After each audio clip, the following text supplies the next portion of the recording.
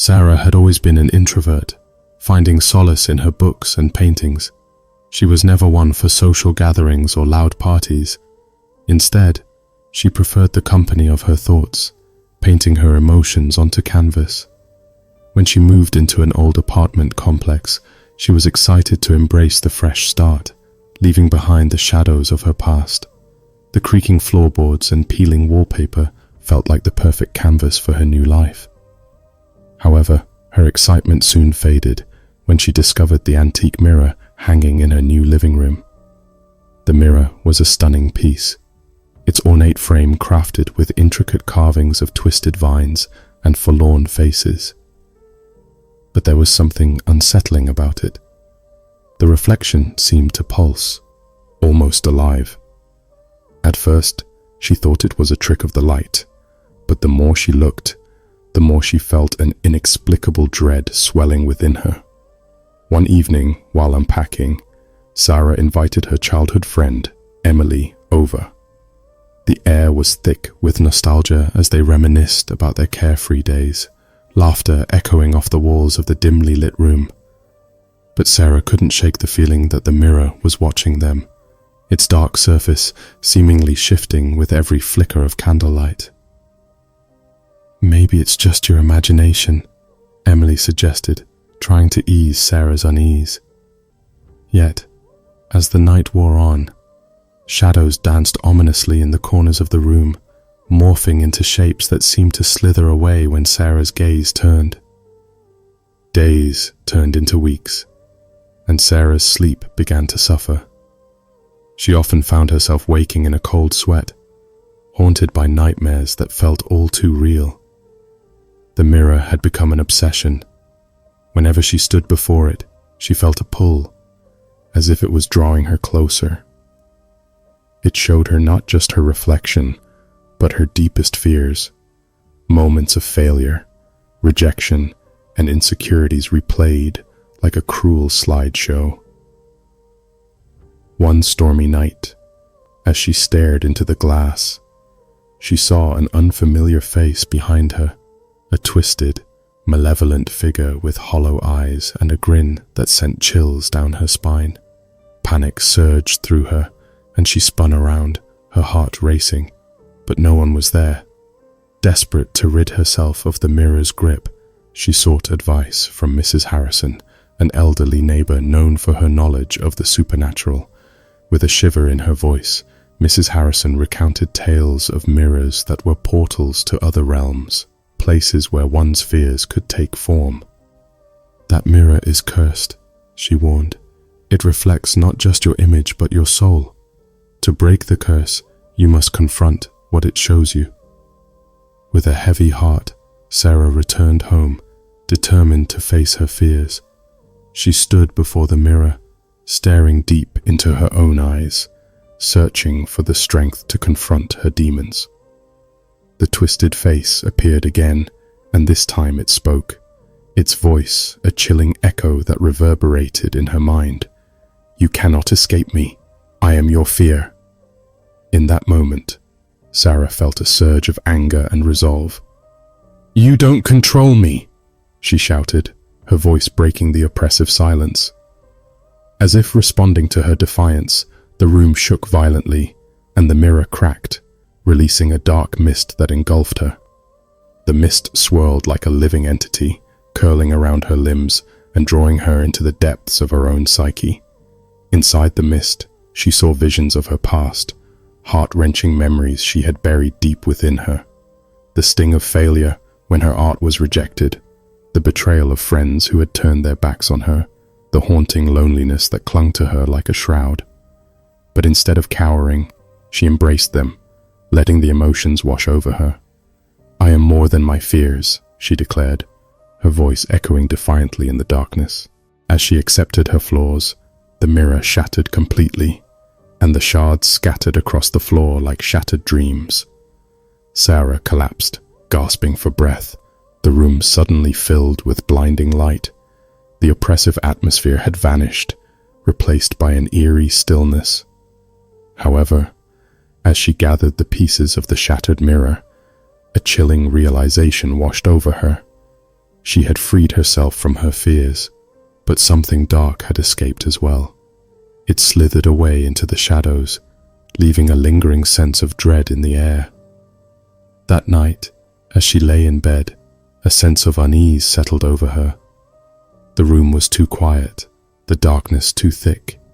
She heard faint whispers in the darkness, calling her name, a chorus of sinister voices that seemed to come from the very walls. "Sarah, come play with us." The voices taunted, their tones dripping with malice. Heart racing, she pulled the covers over her head, hoping it was just her imagination. But deep down, she knew she had released something malevolent, something that thrived on fear and darkness. As days passed, strange occurrences began to plague her. Objects moved on their own, shadows flickered in her peripheral vision, and she could hear soft laughter echoing in the hallways. Emily tried to comfort her, but even she seemed to feel the shift in the atmosphere, her once lively spirit dimming in the presence of the unseen terror. One night, as she prepared for bed, she glanced at the remaining shards of the mirror.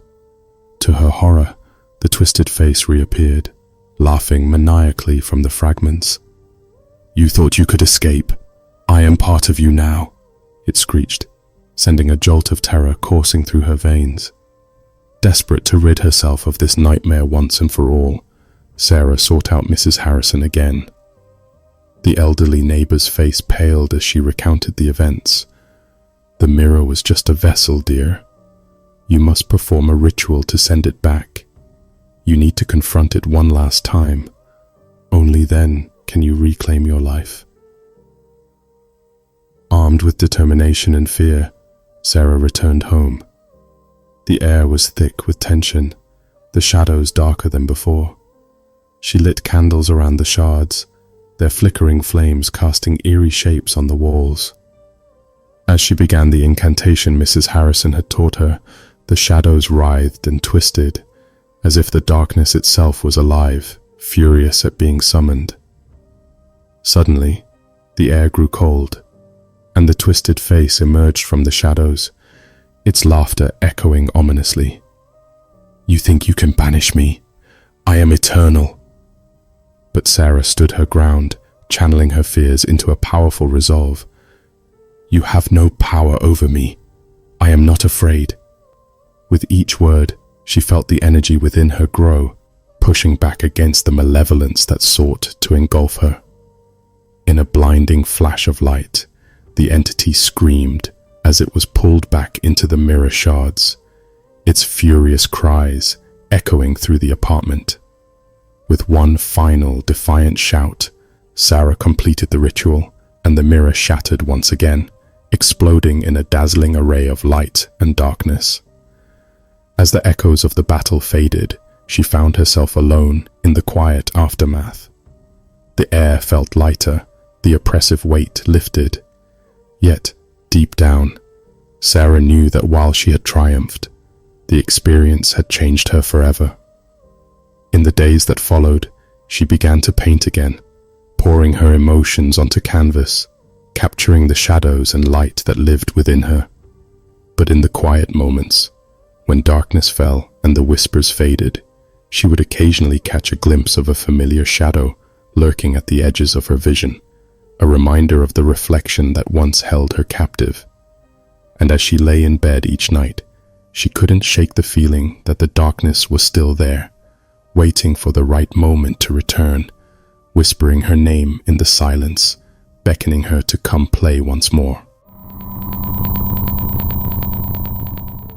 Tommy and Mia were siblings who loved exploring their small town. One day, they stumbled upon an old, abandoned playground on the outskirts. The swings creaked ominously in the wind, and the paint on the merry-go-round was peeling away. Intrigued, yet a little scared, they ventured inside. "Let's check it out," Mia exclaimed, her eyes wide with excitement. Tommy hesitated, but the thrill of adventure pushed him forward. They played for a while, laughing and running around, until they found a rusted slide that led into a small, dark tunnel. "Do you think it's safe?" Tommy asked, glancing at the tunnel, which seemed to swallow the light.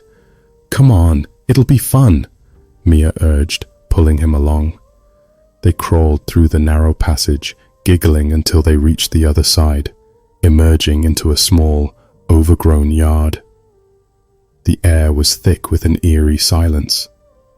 Suddenly, they heard distant laughter, childlike and sweet, echoing around them. "Did you hear that?" Tommy asked, his heart racing. Mia nodded, her excitement turning to unease.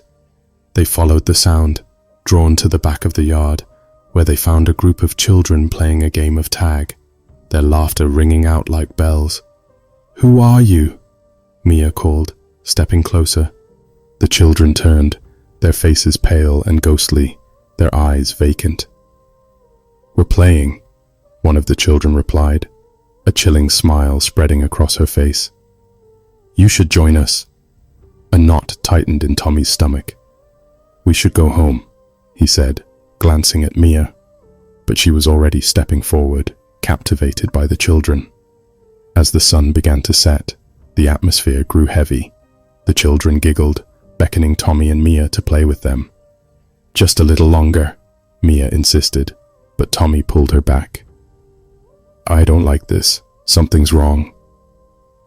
Suddenly the ground trembled, and the laughter turned sinister. The children's smiles faded, revealing sharp, gleaming teeth. "You can't leave," they hissed in unison, their voices echoing with malice. Tommy grabbed Mia's hand, and they sprinted back to the tunnel. As they crawled through, the sounds of laughter transformed into shrieks, the children's voices growing more frantic. "Join us! Stay forever!" They burst out of the tunnel and raced back to the entrance of the playground. Gasping for breath, they turned to see the children standing at the edge, their eyes glowing with an insatiable hunger. Panicking, Tommy and Mia ran home, their hearts pounding in their chests. When they finally reached their house, they slammed the door shut, locking it behind them. But that night, as they lay in bed, they could still hear the echoes of the children's laughter haunting them, a sinister reminder that the playground was not just abandoned. It was a trap waiting for its next victims. In the darkness of the night, as Tommy and Mia tried to sleep, they heard faint whispers calling to them from the shadows. "We're waiting for you. Come join us." Terror gripped their hearts as they clung to each other, knowing that their game was far from over. The playground was calling them back, luring them into a nightmare they might never escape. As days turned into weeks, the siblings couldn't shake off the feeling of being watched. Tommy began to have nightmares filled with the children's laughter, their faces twisted into malevolent grins, beckoning him to return. Mia, too, felt an unshakable pull toward the playground, despite their harrowing escape. Desperate for answers, they visited Mr. Jenkins, the local historian known for his knowledge of the town's darker past. When they told him about the playground, his face paled. "That place has a tragic history," he warned, his voice trembling. "Many children went missing there years ago. They say their spirits linger, trapped, seeking playmates." Tommy and Mia exchanged fearful glances, realizing the gravity of their encounter. "We have to go back," Mia whispered, her curiosity overwhelming her fear. "No," Tommy shouted. "That place is dangerous." But the pull was too strong. As the sun began to set, they found themselves standing at the playground's entrance once more. The air was thick with an unnatural stillness, and the shadows seemed to stretch toward them. "Let's just see what's inside," Mia insisted, her eyes filled with a mix of dread and excitement. Against his better judgment, Tommy followed her inside. The playground looked different now, more sinister, more alive. The swings swayed gently, as if welcoming them back. Suddenly, they heard the laughter again, but it was no longer sweet. It had a dark, echoing quality that sent shivers down their spines. The children appeared, their faces even more ghostly than before, their eyes now glowing with a haunting light. "You came back!" one of them exclaimed, a twisted grin spreading across her face. "Now you can play with us forever." As the ground shook, the children surrounded them, their laughter echoing in a cacophony of madness. Tommy and Mia realized they were trapped in a nightmare from which there was no escape. "Join us," they chorused, their voices rising to a terrifying pitch. The siblings backed away, fear flooding their senses, but it was too late. The darkness closed in around them, and the children lunged forward, their sharp teeth gleaming in the fading light. In that moment, all Tommy could think was that the playground wasn't just a place of fun and laughter. It was a sinister realm where lost souls sought to ensnare the living, forever binding them to their tragic fate. As the last rays of sunlight vanished, Tommy and Mia were consumed by the darkness, their screams swallowed by the laughter of the forgotten children, echoing endlessly in the night. Lily was an inquisitive girl with a penchant for all things mysterious. One stormy afternoon, while the rain pounded against the windows, she wandered into the attic of their old Victorian house. As she sifted through dusty boxes, she uncovered an old, worn-out chest. The hinges creaked ominously as she opened it, revealing an ancient doll, wrapped in a tattered cloth. Its porcelain face was cracked, with delicate features frozen in a lifeless smile, and its glassy, pale blue eyes seemed to follow her every move. "Hello there," Lily whispered, her breath visible in the cold attic air. She gingerly lifted the doll from the box, brushing off cobwebs, her fascination growing as a strange connection stirred inside her. She hurried downstairs, eager to show her father. "Look what I found, Dad," she exclaimed, holding up the eerie doll for him to see. Mark glanced at it, and his face tightened with unease. The air in the room felt heavy. "Where did you get that?" he asked, his voice low with concern. "In the attic. Isn't it cool?" Lily replied, her eyes gleaming with excitement. But something about the doll unsettled Mark. It seemed too real, as if it was silently watching him. "I don't think you should keep it," he warned, an instinctive chill creeping down his spine. But Lily's pleading eyes made him relent. "All right, but keep it in your room," he finally conceded, though his stomach churned with unease. That night, as Lily lay in bed, she placed the doll on her nightstand, positioning it so it faced her. But the moment the lights went out, the room felt different. The air grew cold, and Lily shivered beneath her blankets, her heart pounding as if something was wrong. The doll's eyes seemed to gleam in the dark, watching her every movement. In the following days, strange occurrences began to plague their home. Lily would find the doll in different places, sitting at her desk, lying on the floor, although she was sure she hadn't touched it. The doll's eyes seemed to shift, and sometimes Lily felt like it was staring at her with malicious intent. At first, she brushed it off as her imagination, but the feeling of being watched became constant, gnawing at her whenever she was near the doll. Her father started noticing unsettling things too. Cold drafts swept through the house, objects went missing, and doors creaked open on their own. At night, faint whispers filled the air, like voices carried on the wind. One evening, while playing with her friends, Lily overheard a conversation that made her heart race. "I heard old dolls can be cursed," one girl said. "My grandma told me about a doll that brought bad luck to everyone who owned it." Lily's stomach twisted in fear.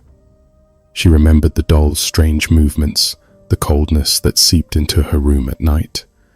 Determined to learn more, she visited Mrs. Whitley, the owner of a dusty old antique shop known for her knowledge of the supernatural. When Lily described the doll, Mrs. Whitley's face paled. "That doll isn't just an object," she warned, her voice filled with grave concern. "It's a vessel for a restless spirit, something dark. You must get rid of it before it takes control of your home and your life." Terrified but determined, Lily rushed home, her mind swirling with Mrs. Whitley's words. That night, as she lay in bed, a cold dread filled the room. Suddenly, soft whispers filled the air, coming from the doll. "Play with me, Lily," it beckoned, the voice dripping with sweet malice. "No!" Lily screamed, hurling the doll across the room. It hit the wall with a sharp crack, its porcelain face shattering. Lily breathed a sigh of relief, thinking it was finally over. But then, an ominous darkness swept through the room. The broken pieces of the doll began to twitch. Slowly, as if by some unseen force, they dragged themselves back together. The doll's face reformed, but now it was twisted and grotesque. Its smile stretched too wide, and its eyes glowed with an unnatural, malevolent light. "You can't escape me, Lily," the doll hissed, its voice no longer sweet, but filled with venom. "I'm forever yours." Paralyzed with fear, Lily backed away, her heart hammering in her chest. The doll rose from the floor, moving on its own, its porcelain limbs creaking as it stepped toward her.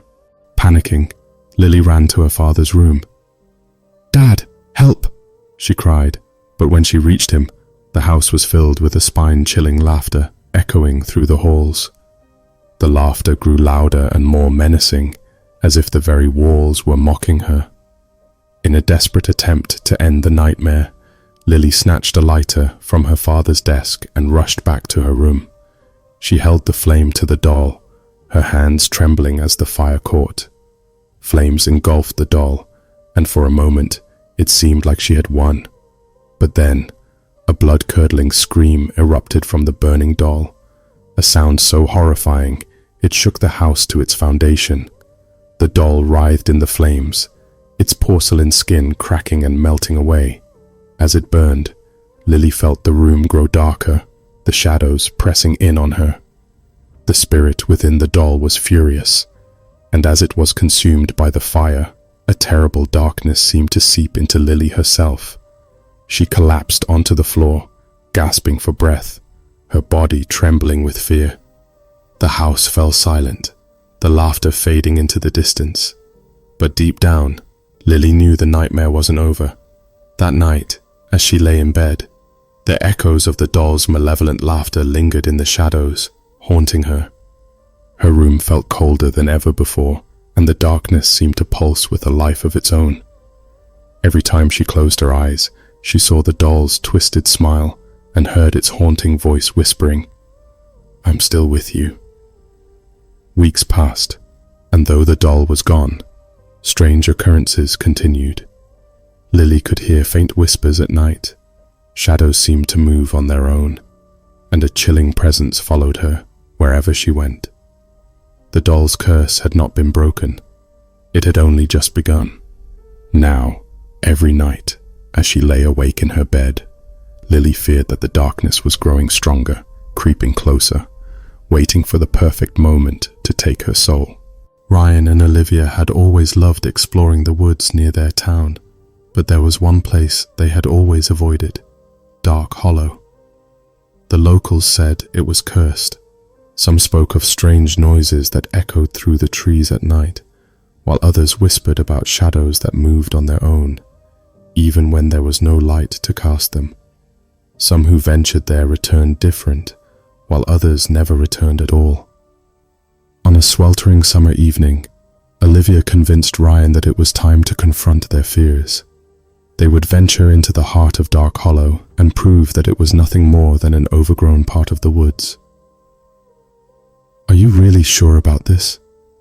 Ryan asked nervously, glancing toward the entrance of Dark Hollow. The sun had already begun its slow descent, casting long, ominous shadows across the forest floor. Olivia, ever the thrill-seeker, grinned. "Come on! Don't tell me you're scared. It'll be fun." Her excitement was infectious, but a lingering sense of dread gnawed at the back of Ryan's mind. Armed with only flashlights, they stepped into the shadowy depths of the forest. The further they went, the thicker the trees grew, the underbrush tangled and wild. The air felt colder, unnaturally so for a summer evening. A strange tension hung in the air, as if the woods themselves were alive and watching. "I don't like this," Ryan muttered under his breath.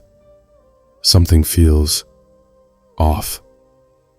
Before Olivia could respond, they heard it, the first whisper. It came from nowhere and everywhere at once, a faint, unintelligible murmur carried by the wind. "Did you hear that?" Ryan asked, his voice trembling. Olivia, trying to stay calm, brushed it off. "It's just the wind, right?"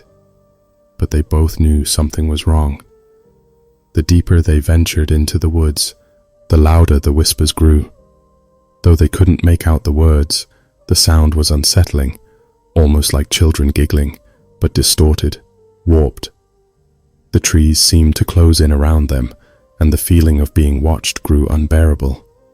Suddenly, they stumbled upon something unexpected, a small cabin tucked deep within the woods, half hidden by overgrown bushes.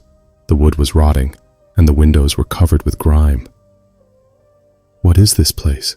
Olivia asked, her curiosity piqued despite the fear gnawing at her. "I don't know. Maybe we shouldn't go inside," Ryan said, backing away. But Olivia was already pushing the creaky door open. Inside, the cabin was eerily silent. Faded photographs hung on the walls, each one showing people smiling. But their eyes seemed wrong, empty, hollow. Ryan shivered, stepping closer to inspect one. The eyes followed him, he was sure of it.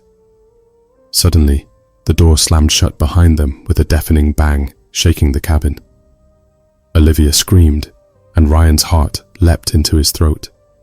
The flashlights they were carrying flickered, casting long, dancing shadows on the walls. "What was that?"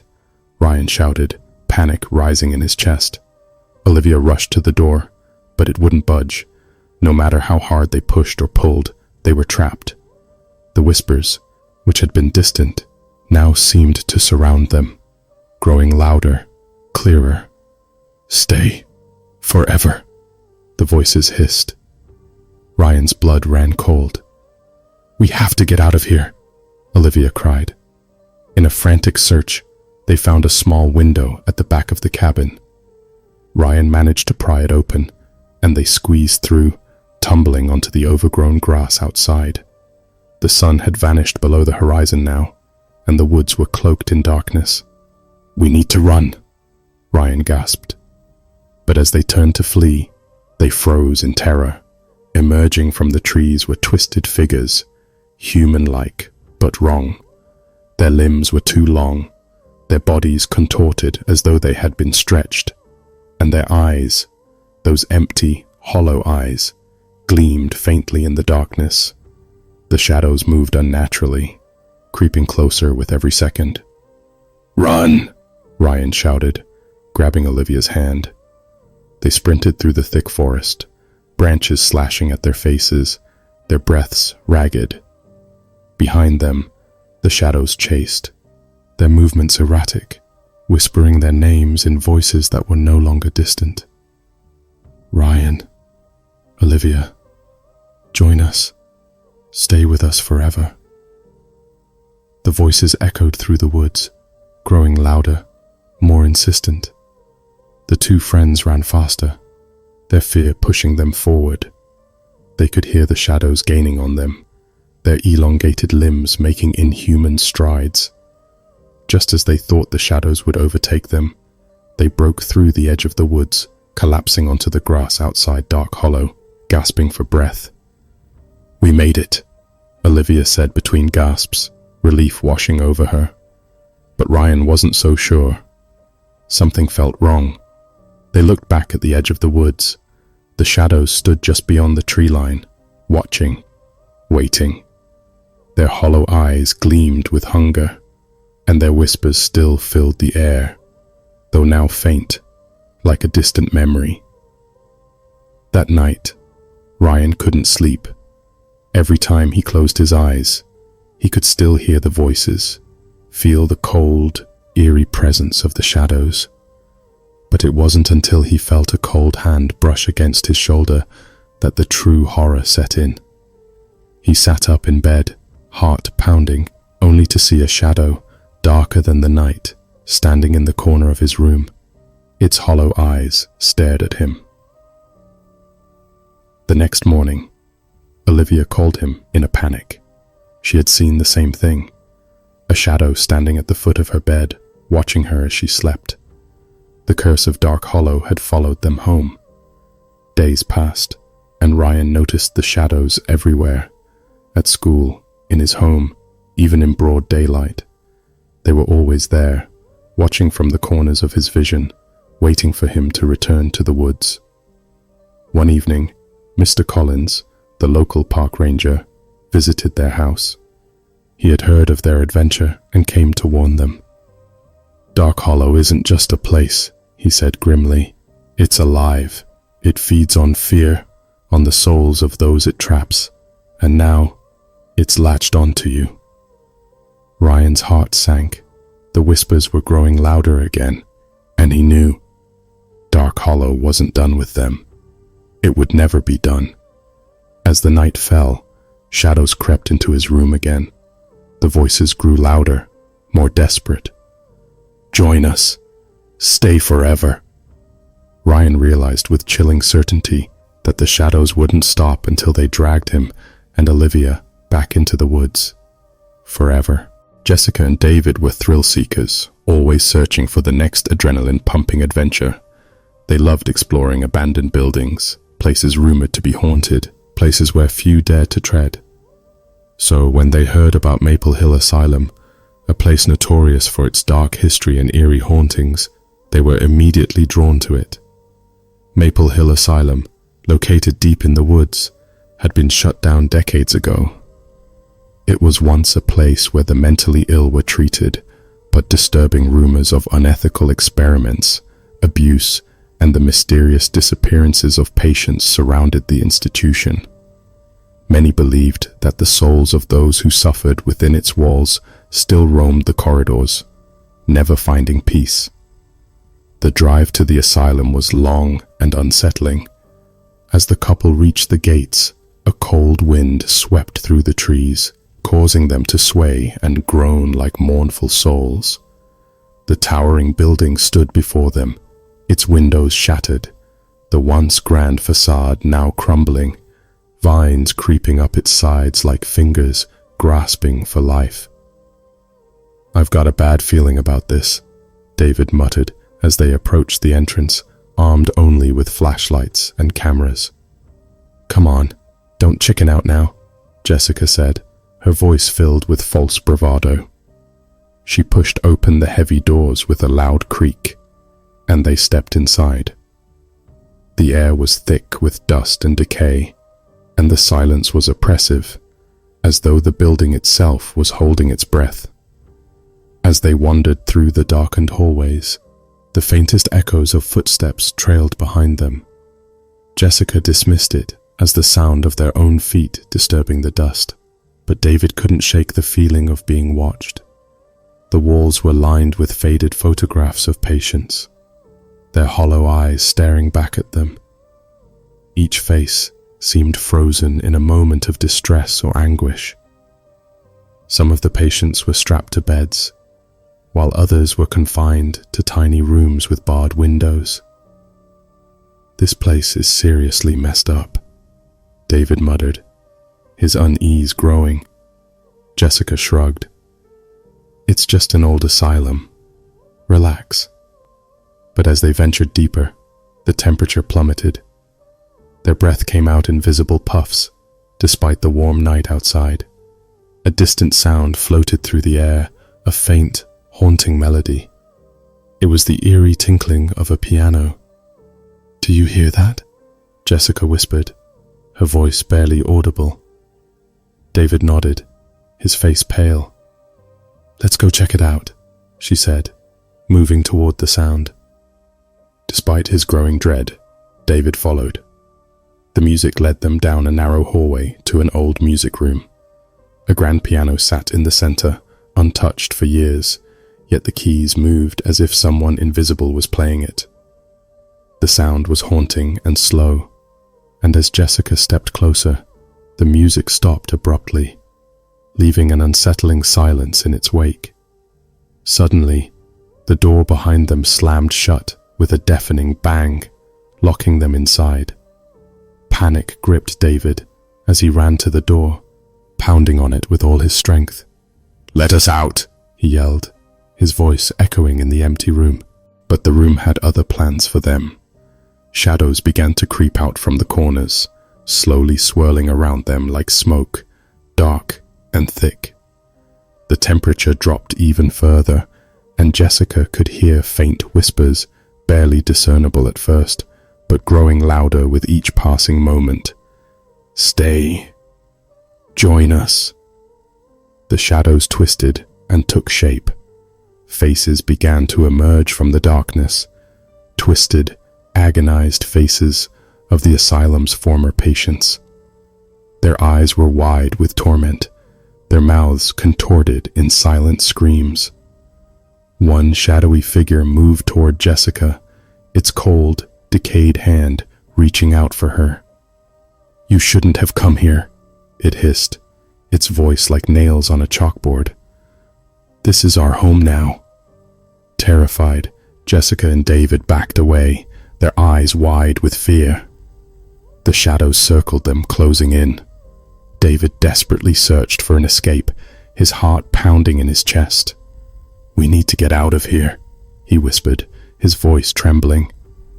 Then Jessica spotted a window in the corner of the room, covered by cracked glass and thick grime. She grabbed David's arm and pulled him toward it. With trembling hands, they shattered the glass, and the cold night air rushed in. They scrambled through the jagged opening, cutting their hands on the sharp edges as they tumbled to the ground outside. Without a second thought, they bolted toward the woods that surrounded the asylum, but the shadows followed, creeping after them like a dark mist. They could hear the whispers getting louder, their names being called by the disembodied voices of the damned. "Jessica, David, stay with us. Forever." They ran deeper into the forest, their lungs burning, hearts racing. Branches scratched at their skin, and the shadows loomed behind them, relentless in their pursuit. "Help! Someone! Please help us!" Jessica screamed, but there was no one around to hear. Finally, they stumbled into a clearing and collapsed, gasping for breath. They turned back, hoping they had outrun the sinister figures. But the asylum still loomed in the distance, and at the edge of the woods, the shadow stood, watching with eyes that glowed with an insatiable hunger. That night, as they drove home in silence, Jessica couldn't shake the feeling of being watched. She glanced in the rearview mirror and froze. For a moment, she thought she saw a figure sitting in the back seat, a pale, twisted face staring back at her with hollow eyes. She quickly turned around, but the seat was empty. David, sensing her unease, reached over and squeezed her hand. "We're safe now," he said, though his voice lacked conviction. But when they arrived home, the cold presence followed them. Their house, once a place of warmth and comfort, now felt suffocating. The shadows had returned, lurking in the corners, whispering their names with chilling familiarity. "You can't escape us." The next morning, David awoke to find strange, dark handprints on the walls, cold and damp to the touch. The shadows had left their mark, and every night, as they lay in bed, the voices grew louder. The asylum had claimed them, and they knew deep down that it was only a matter of time before the shadows came to drag them back into the darkness, forever.